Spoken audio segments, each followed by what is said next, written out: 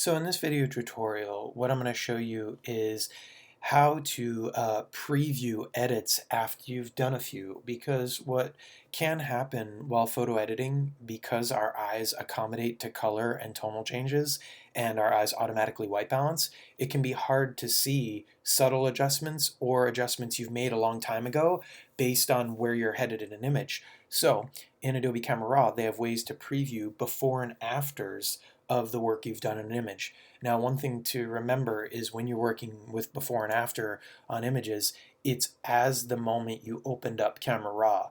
So while working in Camera Raw, if you're done with a session but haven't completely gone through all the panels or adjustment tools, you can click Done and it remembers what you've done so far. So that's when it saves your developed settings. So when you're using the before and after functions, it's relative to the time when you opened Camera Raw. So in this instance, I did no adjustments to the image, and now this is the first time I've opened it, and I've made some regular panel adjustments to them. I've made some tonal adjustments to it here in the tonal curve tab, and I did my white balance setting.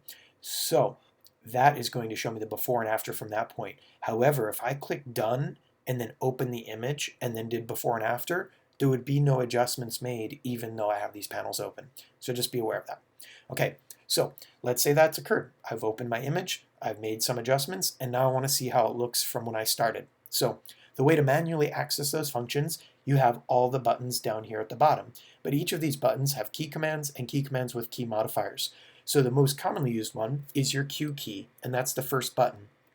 And this just basically cycles through the different options for looking at before and after. So when I hit Q once, it does a side-by-side, and this is a good option for portrait-oriented images because it shows them vertically. So you see I have before on the left and after on the right. And then I can hit Q again, and this does a vertical portrait split of my image before and after.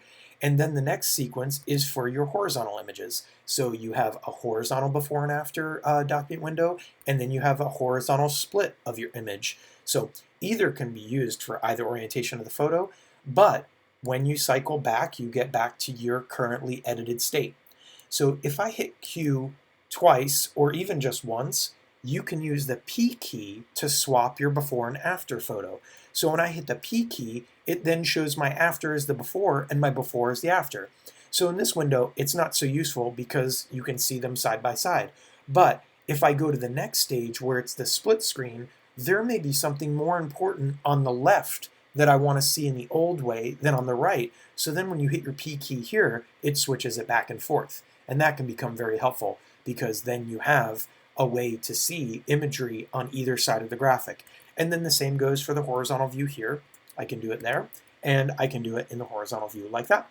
And then when I hit Q back, it goes to my after setting. So now there's some submenus for copying and pasting before and after settings to either images you have selected in the film strip and images that you have in your document here. So you can hover over these tools to see those extra key modifiers, but just so I can keep my file the way it's set, if you shift click on images in the film strip, you can swap all the afters to those before settings.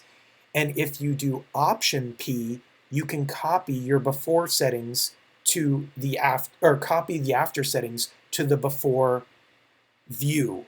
And that allows you to then cycle through by repeating those steps so that you can see before and after on opposite sides of the image. But using your P key works just as well for that. But then, if you shift and do Option P, you can then copy all of the settings to the selected images in your film strip, which I currently don't have. Now, the last thing that is really cool for toggling is using Command Option P. So what Command Option P allows you to do is just toggle adjustments you've made in particular tabs. So if I just wanted to see what my image looked like with this stuff turned off from this panel alone, I do Command Option P, and it temporarily shows me with all of that turned off, and then I do Command Option P to turn it all back on. Then if I go to my Levels Adjustment tab and do Command Option P, it just does my levels adjustments and leaves everything alone from my standard adjustments tab. And I can use that for all of these tabs. because these are kind of localized adjustments for specific things based on photo editing. So you may just want to see those things separate, because I may work in this panel for a little bit, this panel for a little bit, and kind of go all the way through and see what effects they have on those images. So many, many ways for previewing your adjustments that you currently made, either all together or by tabs.